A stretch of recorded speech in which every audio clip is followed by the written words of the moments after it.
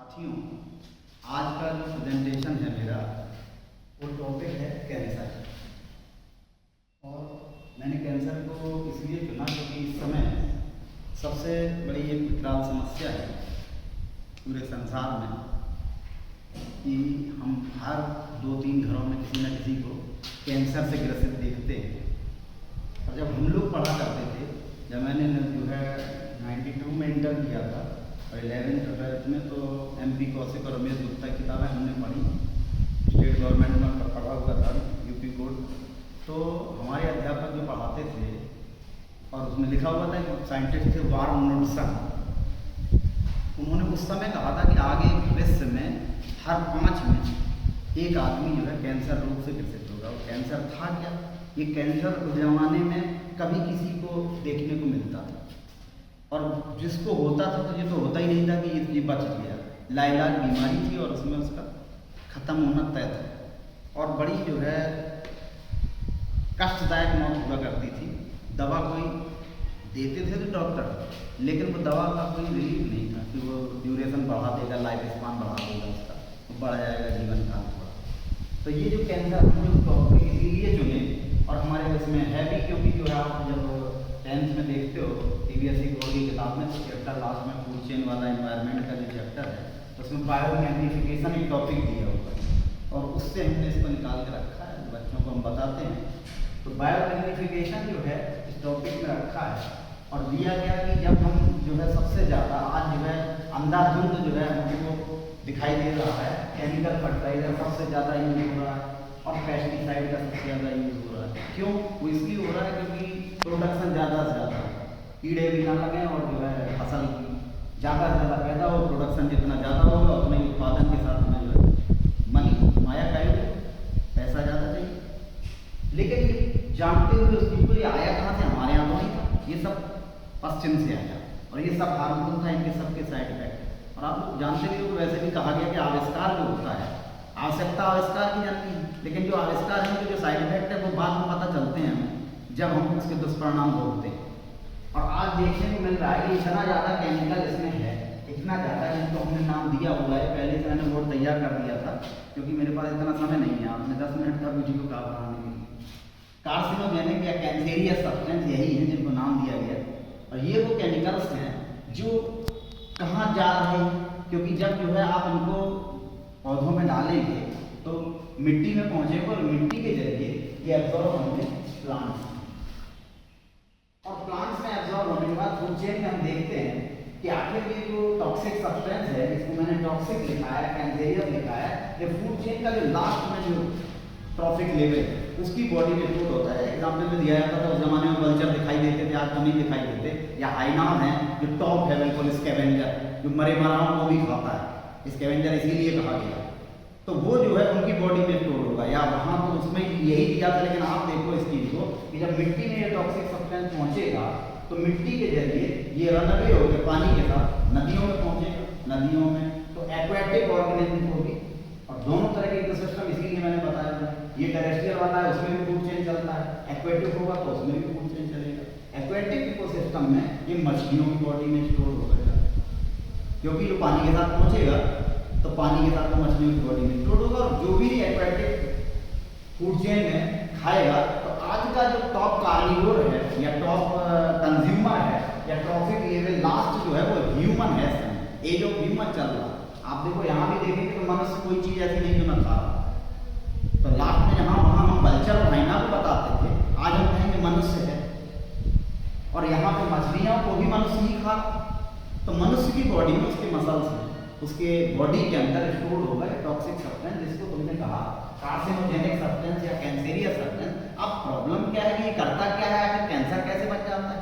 तो कैंसर ऐसे बन जाता है कि जब ये टॉक्सिक सब्सटेंस बॉडी के अंदर पहुंचता है इन फूड चेनों के जरिए, तो ये बॉडी के अंदर आप सेल आप पढ़ते हैं, और आपने देखा कि हमारी बॉडी, लिविंग बीइंग्स की बॉडी का जो बेसिक बिल्डिंग ब्लॉक है वो सेल है।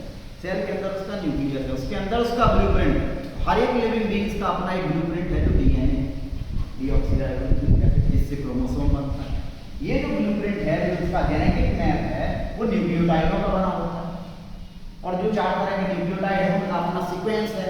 हर एक का DNA अलग है, डिफरेंट है। 4 न्यूक्लियोटाइड है, लेकिन जो भी है सब में वही है 4, लेकिन सब अलग है। तो ये न्यूक्लियोटाइड्स का जो सीक्वेंस है वो डिस्टर्ब हो जाता है इन टॉक्सिक सब्सटेंसों के कारण। इसलिए हमने लिखा जेनेटिक मैप डिस्टर्बेंस या ब्लूप्रिंट, उसी को कहा मैंने, उसी को मैंने कहा ये क्रोमोसोमल एबनॉर्मेलिटी हुई उसमें। वो एबनॉर्मेलिटी ऐसा नहीं कि संख्या घट बढ़ गई, नो, उसमें जेनेटिक मैप या ब्लूप्रिंट में चेंज आया, और ब्लूप्रिंट में पढ़ाया जाता है तो बताया जाता है कि डीएनए जो है वो जेनेटिक मटेरियल है, उससे जेनेटिक मैसेंजर बनता है, जिसका नाम है एमआरएनए मैसेंजर आरएनए। और ये जो मैसेंजर आरएनए है इस पर होती है कोडेड इंफॉर्मेशन। ये कोडेड इंफॉर्मेशन ही है इस चीज को एक्सप्रेस करने के लिए कि कौन सी प्रोटीन इससे बनेगी, और जो प्रोटीन बनेगी वो प्रोटीन जो है एक्सप्रेस करती है कोई ना कोई कैरेक्टर। तो ये जेनेटिक मैसेंजर जो बनता तो डीएनए से, जब वहां पे पहले से डिस्टर्बेंस हो गया, जेनेटिक मैप में डिस्टर्बेंस हुआ, तो कोडेड इंफॉर्मेशन बदल जाएगी। जब बदल जाएगी प्रोटीन कैरेक्टरिस्टिक बदल जाएगी। बॉडी के अंदर ऐसा, जो कैंसर के हमने कहा कई तरह के कैंसर होते हैं, एक तरह का कैंसर नहीं है। हमने देखा स्किन कैंसर का नाम सुना तो हमने नाम दिया, सबको अलग अलग नाम दिए। एक माइलोमा था, एक ल्यूकीमिया था, ल्यूकीमिया, और एक था माइलोमा, और एक था आपका कार्सिनोमा, और एक था सार्कोमा। तो ये ल्यूकेमिया तो पहले भी हम सुन चुके हैं, ब्लड कैंसर नाम दिया। दूसरा माइलोमा है, मेरो कैंसर हो गया। कार्सिनोमा है, ये आपका हो गया स्किन कैंसर। सार्कोमा नाम है, सार्को दिया है, इसका मतलब मस्कुलर है। तो इस तरह के कैंसर के नाम बिल्कुल पढ़ाए गए थे, जो हमें आज पता है। तो ये सब इसी के कारण। और यहाँ हमने देखा, यहाँ हमने दिया हुआ है बायोइडेंटिफिकेशन, मतलब वो टॉक्सिक सब्सटेंस किसमें स्टोर होता है, लास्ट वाले ट्रॉपिक लेवल में। और ये पीपीएम क्या है, ये पार्ट पर मिलियन, ये वही टॉक्सिक सब्सटेंस कितने परसेंटेज में वहाँ स्टोर हो रहा है लास्ट वाले के अंदर। तो यहाँ मनुष्य में ही देखने को मिलता है, बाकी हम जंगल में थोड़ी जा रहे हैं देखने की किस जानवर को क्या होगा। लेकिन आपको ये पता है कि जो कैटल्स घास खाएगा, जो कैटल्स घास खाएगा, तो घास में भी कार्सिनोजेनिक सब्सटेंस उस मिट्टी के जरिए पहुंच रहा है टेरेस्ट्रियल इकोसिस्टम से। तो उसको भी कैटल्स को, उसका बीफ, उसका मीट मनुष्य ही खा रहा है। और जब मनुष्य खा रहा है तो मनुष्य में ही सबसे ज्यादा देखने को मिल रहा है।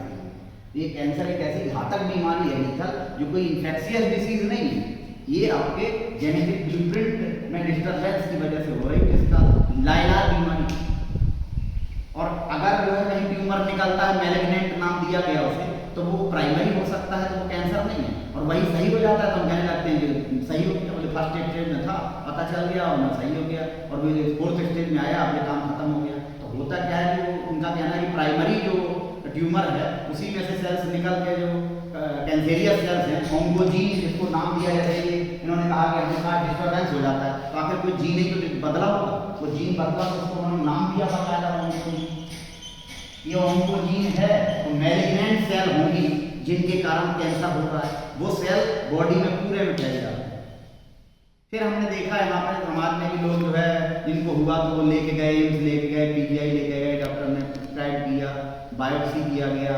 तो बायोप्सी या ये देखना, ये टेस्ट कराना कि उसके अंदर ये ऑन्कोजीन है कि नहीं है, वो पॉजिटिव है कैंसर का कि नहीं है, तो वो उससे बायोप्सी से पता चलता है। लेकिन वो बात वही है कि जब वो स्टेज इतनी बिगड़ चुकी है कि अब अगर आप मधुमक्खी के छत्ते में हाथ दोगे तो मधुमक्खियाँ तोड़ेंगी। तो वही जो मैलिग्नेंट सेल्स हैं, वो मैलिग्नेंट सेल्स में वो सेल्स जैसे ही वहाँ बायोप्सी होता है, स्क्रैपिंग किया जाता है, उस मांस के हिस्से को निकाला जाता है तो चेक करने के लिए, तब वो इतनी तेजी से फैलता है कि फिर उसको, वैसे वो थोड़े दिन चल भी जाता है, और लेकिन अब तो कोई चांस ही नहीं।